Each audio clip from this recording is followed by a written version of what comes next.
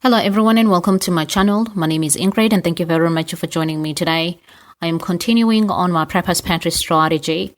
Now, I've already done my first video on this new strategy that I've been using, you guys. If you've missed that video, I'll go ahead and put a link of it on the description below.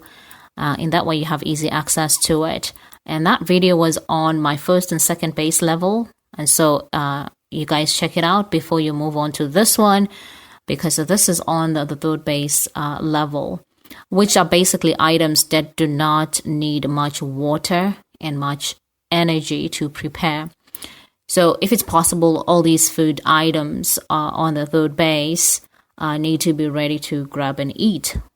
Majority of them at least, because such items are vitally important during the power outages and during natural disasters, so that hinders us to have access to water and heat. And so let me go ahead and show you guys what I'm talking about here on my third base level. And this is where I'm starting at. Actually, this is going to be my starting point. And you can see these are items that most of us already have in our pantries. And so on the far right there, you can see cereals, ready to drink milk, ready to drink juices. I do have ghee. And I even have coconut oils in there and shortening sticks, which will be good actually to make cookies with.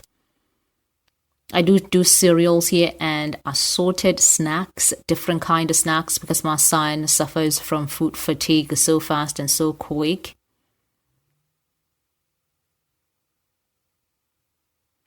I don't do much sugar, you guys, and so those packets of cane sugar, they are very helpful. But that being said, I have canned goods here. I do a lot of frozen vegetables and frozen fruits if I have to. I don't do much canned stuff, and so this is basically my starting point. And I think I really have a lot of that, because I have soups also on the far left there. And I have a lot of items there that are very good. And again, these items, you guys, are supposed to last me 6 months. And so I'm still working on this. And I have condiments here, the sauces that I need, and meat packages. These tuna packets are very useful, especially when we just want to make quick lunch. And far right there, those are oatmeal packages. And I'll show you what I use those with. I'm going to show you a little bit later. And right on this table here, I have my rice mix and pasta mix. Very easy and quick to prepare kind of meals or packet mixes. And I love these, you guys. We've tasted all of them and we love them, all of us, including my son, and that's a good thing. And I also have mashed potatoes and sweet potatoes, they're flakes. I don't have much of those noodles. My son loves those and my daughter loves those.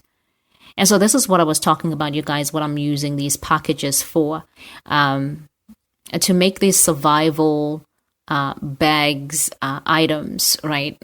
For food items, so this is what I have. I have these, pasta mixes and snacks. And I also have, these packages for meats. And this is actually salmon. I'm out of salmon, but look at the date on that. 2023. And I just love that. And we love that salmon. So we have a lot of them in these packages. And so each package has a name of a person. They've been pretty much so easy to do when I got all these items. It was just very easy to prep these and put them together. And I'm still working on those survival bags. So maybe one day I can share with you exactly what they are and what is in them. So let's look into this again. These are just rice mixes and pasta mix and potato flakes. Now, just having these 3 base levels, you guys, I'm able to not only have a long shelf life that doesn't need refrigeration.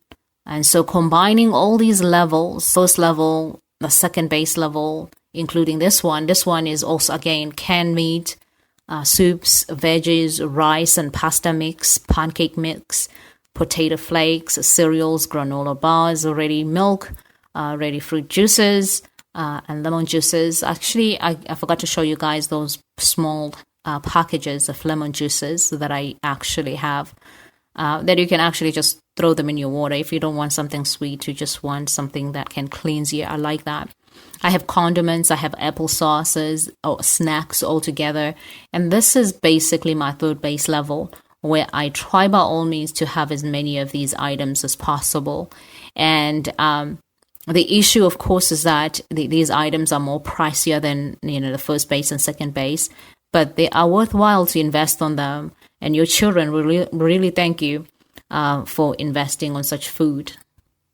Because when tough gets going, as you can see, we have a lot of comfort food on these things. So they are easy also to prepare. They just reduce stress altogether when you're going through hard time. So this is exactly what I wanted, you guys. Foods that do not need a refrigeration, that gives me variety of foods that I can actually enjoy and do not have food fatigue.